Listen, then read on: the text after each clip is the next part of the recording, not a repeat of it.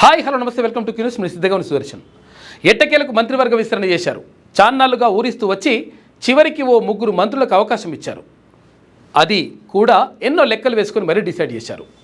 BC ఉద్యమం effect గట్టిగానే పడింది అనిపిస్తుంది.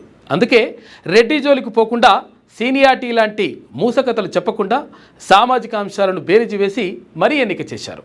మరి మిగతా మూడింటి సంగతి ఏంటి? బీసీలకు న్యాయం జరిగినట్లేనా? ఆశావహులకు ఇంకో అవకాశం కోసం ఎదురుచూపులు తప్పవా? Welcome to hot topic.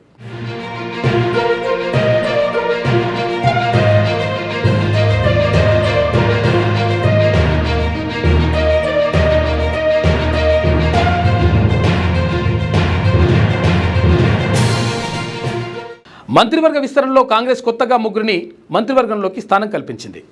ఇక SC Mala, SC Madiga, BC Mudiraju కమ్యూనిటీల నుంచి ఒక్కొక్కరికి ఛాన్స్ ఇచ్చారు. కాంగ్రెస్ నుంచి 15 మంది ఎస్సీ ఎమ్మెల్యేలు విజయం సాధించగా కొత్తగా అవకాశం ఇచ్చిన వారితో కలుపుకొని 4 ఉన్నారు.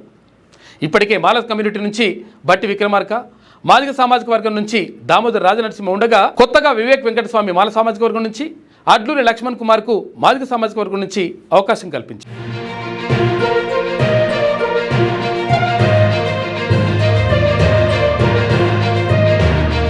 కాంగ్రెస్ పార్టీ నుండి 19 మంది బీసీ ఎమ్మెల్యేలు ఉండగా ప్రస్తుతం 2 బీసీ మంత్రులుగా ఉన్నారు.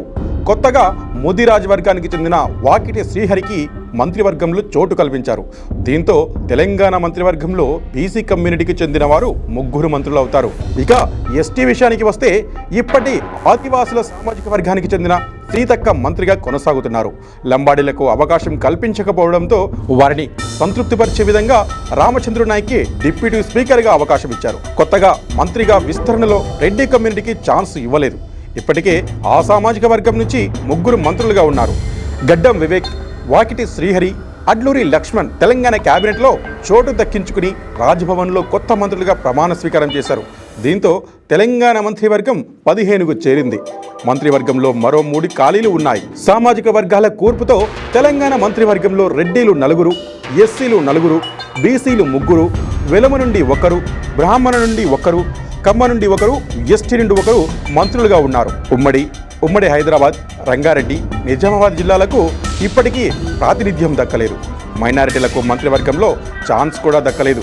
త్వరలోనే మరోసారి మంత్రివర్గ విస్తరణ ఎలాగో ఉంటుంది. 10 మందికి పైగా ఆశావహులు మంత్రి పదవి దక్కించుకునేందుకు పోటీ పడుతున్నారు. మంత్రివర్గ విస్తరణలో చోటు దక్కని సీనియర్ ఎమ్మెల్యేలను హైకమాండ్ బుజ్జగించే పనిలో పడింది.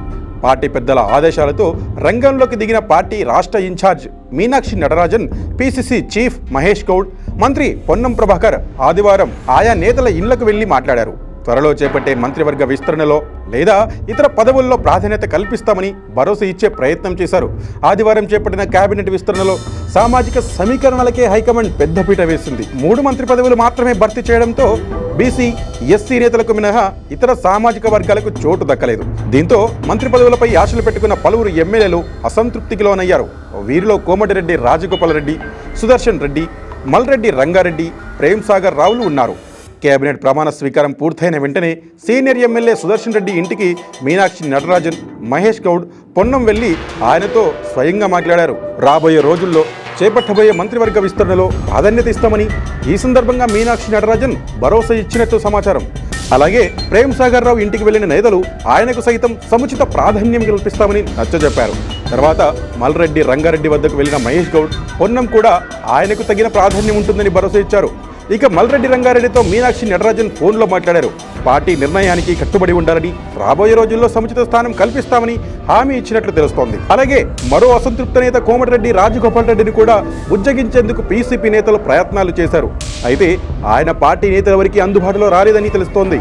త్వరలో లోకల్ బాడీ ఎన్నికలు జరగనుండడంతో పార్టీ నేతల్లో ఎలాంటి అసంతృప్తి లేకుండా నేతల మధ్య సమన్వయం ఉండేలా చూసేందుకు హైకమాండ్ ఇటు మీనాక్షి నటరాజన్ను, అటు పీసీసీ చీఫ్ మహేష్ గౌడ్ను రంగంలోకి దింపిందని పార్టీ వర్గాల్లో గట్టిగానే చర్చ జరుగుతోంది. కాంగ్రెస్ నుండి ప్రస్తుతం 19 మంది ఎమ్మెల్యేలు ఉన్నారు.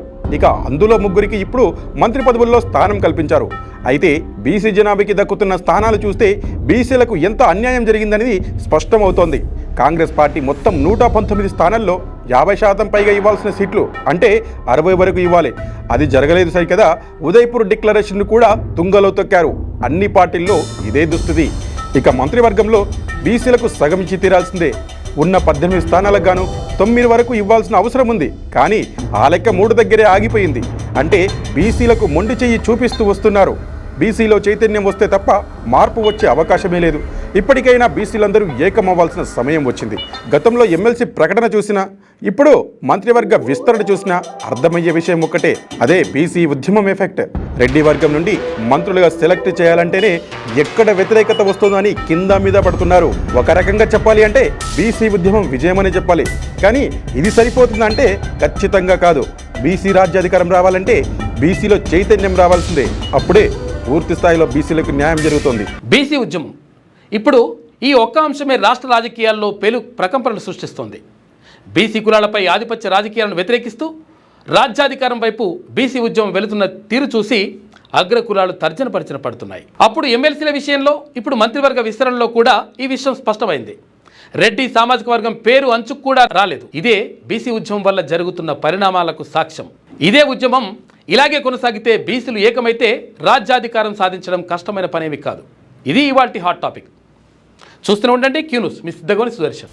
లేటెస్ట్ న్యూస్ తెలుగు మరియు ఇంగ్లీష్ అప్డేట్స్ కోసం ఇప్పుడే క్యూ న్యూస్ అఫీషియల్ యాప్ ని ప్లే స్టోర్ నుండి డౌన్లోడ్ చేసుకోండి. సరికొత్త సమాచారాల కోసం క్యూ న్యూస్ వెబ్సైట్ ని ఫాలో అవ్వండి. ఛానల్లో ప్రాంతీయ, జాతీయ, అంతర్జాతీయ వార్తలు వీక్షించండి. లైక్ చేయండి.